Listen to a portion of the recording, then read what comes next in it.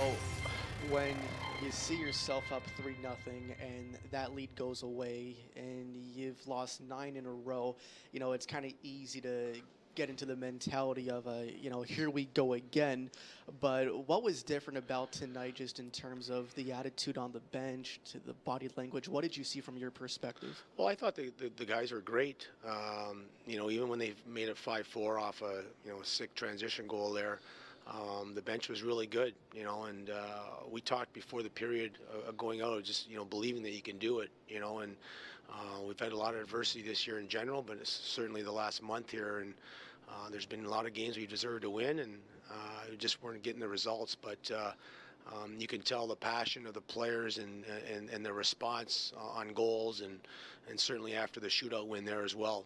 So a lot of guys care in that room, and we have to play a certain way to be effective, and certainly they're pretty good on transition. So that was the turning point for them, is because we just were turning way too many pucks over in the second period, and they're a top 2-3 team in goals for. So I wasn't comfortable at 3-0, I guess, to answer your original question. And I think 3-0 has become the worst lead in hockey here the last couple of years. So from the coaching side of things, there was certainly no relax in terms of how much hockey was left to be played.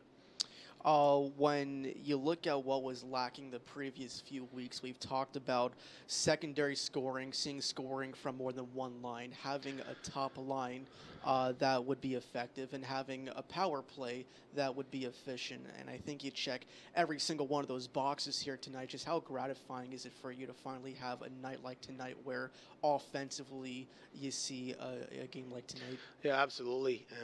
You need to score to win hockey games, and especially our division. When you see Charlotte, Wilkes-Barre, and Lehigh in the top 5 in goals for, that means they got the ability to put the puck in the net. So for us, to be averaging 2 goals a game here in the last 14 games prior to tonight, it's tough to win hockey games, because you're basically asking your goaltenders to put up zeros or ones, and that's not going to happen every night. So obviously they got 5 on us, but I thought Vitek makes some big saves.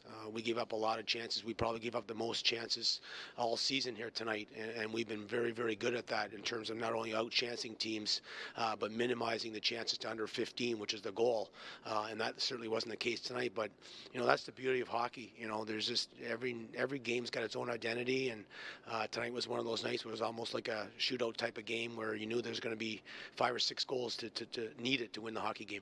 For Garrett Mitchell specifically, it's been a rough stretch for him as well, in addition to the team. Just from watching from the sideline, how gratifying was it for you to see your captain get a third insurance marker? Yeah, absolutely. Mitchie's, him and I go way back, and obviously, we have a veteran situation, and that's not easy on the coaching staff, and ultimately me, who makes the final decision. So you try to do what's fair and what's best for the team on a game-to-game basis, and you don't want to be prejudiced against anybody, and you want your guys in there, and you want to keep other guys involved as well. You can't just continue to sit the same people. So you're trying to finagle the lineup, and at the same time, we have multiple players that have the ability to play in that bottom role. It's this team's a little bit different. It's just constructed a little bit different in terms of a number of guys that can play that third, fourth line role. So, it's not easy on any given night, but obviously, Mitchie has got a lot of passion and a lot of heart, and that's why we love him so much. And it was great to see him capitalize on a chance tonight. And obviously, he's been a big part of the PK unit. And I thought he had a lot of energy tonight and last night as well. So, that line in terms of what they need to do and what their role definement is, that line accomplished that tonight, and I thought they were very good last night as well. Normally a coach doesn't want to get into a track meet, especially against these guys. But was the track meet maybe what your team needed tonight, just to get that confidence back offensively? Well, that's a great point, because when you go up 3-0, and the next thing you know, you start as individual players. You feel comfort level. I don't think it matters what team or what league you're playing in. When you get a 3-0 lead, there's a comfort level there, and then your game, your game plan and what you need to do to be successful against the opposition kind of goes astray, and that's certainly what happened in the second period. And I believe we haven't played a ton versus the North this year, but I certainly think they got the best set of forwards in our division. They got skill, they got speed, and they can make plays. And when you don't manage the puck through the neutral zone, that's what happens. And the game plan was to get on the forecheck and get pucks behind their defense, because I believe that's their weakness. And we did that in the first period very successfully, and we did that towards the end of the game. But there was a pocket in that middle, especially that second frame, where we didn't do that, and consequently they capitalized on a number of opportunities. You always hear NHL teams like the bench, it can be hard to keep the bench up when things are tough.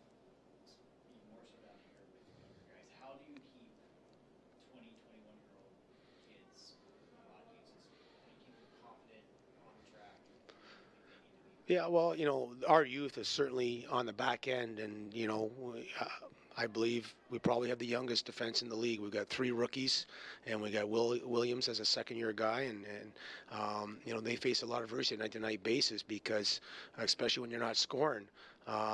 So it's a great group of kids, and you continue just to preach the right things, and as a coaching staff, it's all about the process, and you try and stay even keel as a coaching staff as well, and keep it as positive as possible, and that's what we've done as a staff, and me individually as the head coach is continue to get these young kids to grow, and especially that back end where, as we all know, the defense is a very, very tough position to play. So, but our bench was excellent tonight, and the Sillers of the world, and Boyer was excellent, and Nesser and those kind of guys. So it was great to see, because when we got that power play, I still felt good that we were going to be able to tie it up, and Boyer came through. When you look at the fourth line tonight, late second period, saw some emotion start to boil over. Mason Mitchell, secondary altercation, so he had to leave the game. But in that fight, he took with him Carrick, one of Charlotte's top defensemen. So you mentioned their defense already being a bit of a weakness. Did you feel a sense of, well, now that this guy is out of the game for Charlotte, we could be a bit more opportunistic perhaps in the offensive zone? Yeah, absolutely. And that was something I individually talked to when I addressed the team after the second period. And when the altercation happened, I knew that now they were down to 5 defensemen. And Carrick obviously has been known as a great offensive defenseman, and he teed that one up on the power play as well. So, we talked a lot about getting pucks behind their defense. Not only it was part of the game plan, but certainly in that third period. I didn't think we did enough that early. But I thought as the period progressed and we started finding our legs and feeling good about ourselves, that's what it was able to happen. And consequently, we were able to draw a penalty and tie that up and get another one at the end of the period, or end of the game, obviously, and then the overtime. Easier to talk about this after a win, but we looked back at Charlotte's third goal and saw that it was offsides from the tape. From your vantage point on the bench, did you see what we were able to see upstairs, and did you see or any discussion at all? Yeah, we talked about the second intermission, because Mike King comes down. We look at the chances for and against. Murph looks at the power play. Cash looks at the PK, and he was the one that identified it. But at this level, you can't make that call. There's no video replay on that. But I certainly let the linesmen both know as soon as before the period started in the third, that was offside, because 20 seconds later it's in the back of our net. And then in the overtime, or the shootout, I should say, they missed the Borky goal. And as a coach, you get paranoid in shootouts, and I don't tend to watch the goals or the opportunities. You just call the guy's name, and you hope there's a save at your end, and you hope you're scoring at the other end. So I missed the Borky goal as well, and Riley Barber was the one that insisted that went in, and thank God they went to the video replay, because otherwise we probably would have lost the game. Talk about Garrett Mitchell. When you have a losing streak like you did, and then he's not in the lineup every night, how much does that affect your bench? Not happening there? Well, I think that Mitchie does a great job even when he's not in the lineup. That we know that he's our captain, and we knew going into the season that with some youth coming in that pocket of the lineup, like a Mason Mitchell, for example, and then obviously once Pelusa was assigned, and Nesser, 2 players that we anticipated being in Washington for the season, veteran problem arose. So, I certainly made the decision coming in after the All-Star break that I was going to get Mitchie more games, because he is our captain, and we were, needed him in the room and needed him to be his typical self on the ice as that fourth line presence and what he brings to the table. So that's why I put him back in tomorrow. He was going to go back in, last night anyway, just based on.